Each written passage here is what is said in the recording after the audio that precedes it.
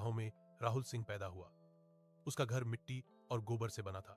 छत से धूप छनकर अंदर गिरती थी। पिता की मौत वह बचपन में ही देख चुका था। एक निर्माण स्थल पर हादसा और उसके बाद सिर्फ चुप्पी। घर में अब सिर्फ वह और उसकी मां सविता थे। सविता दूसरों के घरों में कपड़े धोती थी। सुबह से शाम तक नदी के किनारे बैठकर साबुन और पत्थर से उसकी उंगलियों की खाल हमेशा फटी रहती थी। फिर एक साल बारिश के बाद वह बीमार पड़ गई। सांस तेज हो गई, सीने में दर्द रहने लगा। गांव के वैद्य ने बस इतना कहा, शहर ले जाओ, दवा महंगी है लेकिन जान बच सकती है। घर में पैसे नहीं थे, एक भी नहीं। राहुल गांव के सबसे बड़े मकान के सामने खड़ा हुआ। वहां फैक्ट्री का मालिक विक्रम मल्होत्रा रहता था। बड़ा फाटक, अंदर संगमरमर का आंगन, छत से घूमता पंखा। राहुल जमीन पर बैठ गया, हाथ जोड़ लिए। बोला कि मां मर रही है, उधार दे दीजिए, जिंदगी भर काम करूंगा। विक्रम ने उसकी तरफ देखा तक नहीं, इशारा किया। 2 आदमी आए, राहुल को घसीटकर आंगन में ले गए। लाठियां पड़ी, धूल उड़ी, उसका चेहरा जमीन में दबा दिया गया। किसी ने हंसते हुए कहा, गरीबों की उम्र भी क्या बढ़ानी।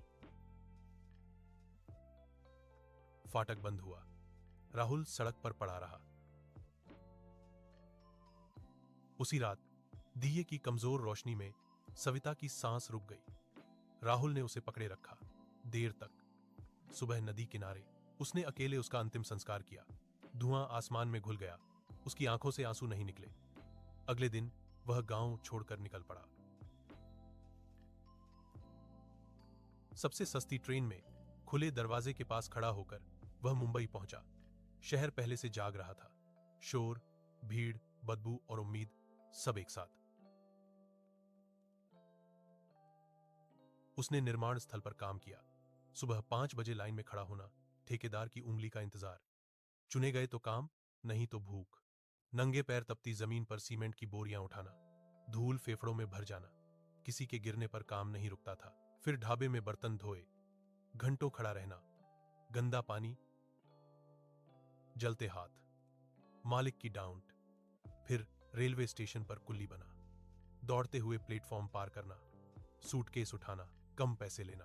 पुलिस आई तो भागना, रात को फुटपाथ पर सोना, बारिश में भीगना, सूखी रोटी को धीरे धीरे चबाना। साल बीतते गए, उसकी पीठ झुक गई, हथेलियां पत्थर जैसी हो गईं। वह कम बोलता था, सिर झुकाकर चलता था। एक दिन फैक्ट्री की मशीन टूट गई, गियर नियंत्रण से बाहर, बुजुर्ग लगभग घायल, जान को खतरा। उड़ती चिंगारियां, सब भागे। राहुल बिजली के स्विच की तरफ दौड़ा, मशीन बंद की। एक बुजुर्ग की जान बची। वह आदमी था आनंद मेहता, असल मालिक। आनंद ने उससे नाम पूछा। पहली बार किसी ने उसे ध्यान से देखा। राहुल को आगे बढ़ने का मौका मिला, पढ़ना सीखा, हिसाब समझा। सालों बाद वही आदमी मीटिंग्स में बैठता था, फैसले करता था। पैसा आया, सम्मान आया। एक दिन वह काली कार में अपने गांव लौटा। धूल उड़ती गई, बच्चे पीछे दौड़े, लोग चुप हो गए।